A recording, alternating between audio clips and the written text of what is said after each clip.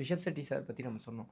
ஜெயராம் சாரா இருக்கட்டும், இல்ல ருக்மணி வசந்த் அவங்களா இருக்கட்டும். இப்போ ரீசென்ட் டைம்ஸ்ல ருக்மணி வசந்த் அவங்களுடைய படங்கள்லாம் பார்க்கும்போது அவங்களோட பெர்ஃபார்மன்ஸா அதிகமா பேசப்படுது. சப்தசாகர் டச்சைலோவா இருக்கட்டும், ஈவன் இப்போ மதராசி கூட இருக்கட்டும்.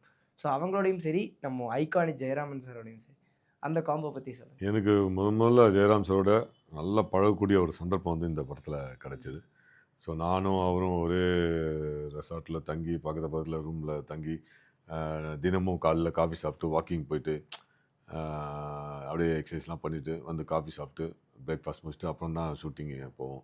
ஸோ அது ஒரு நல்ல அனுபவமாக இருந்தது. ஏன்னா அவர் படங்களை பார்த்துருக்கோம். நான் ரியலாகவே அப்படி தான் பயங்கர காமெடியாக பயங்கர காமெடியாக இருக்கும்.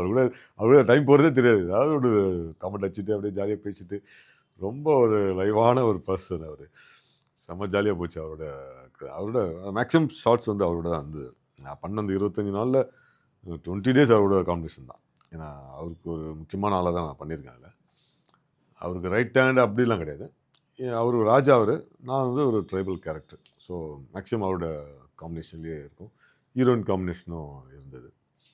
ஸோ ஒரு நைஸ் பர்சனை வந்து இந்த யூனிட்டில் இன்ட்ரடியூஸ் பண்ண ரிஷப் ஷெட்டி சாருக்கு தான் நான் நன்றி சொல்லணும். இப்போ வரைக்கும் ஃபோன்லேயும் பேசுவோம், வாட்ஸ்அப்லேயும் பேசுவோம். சரி, அவர் பெரிய லெஜண்ட் கூடலாம் நடித்தவர், அவரும் ஒரு பெரிய லெஜண்ட்டு.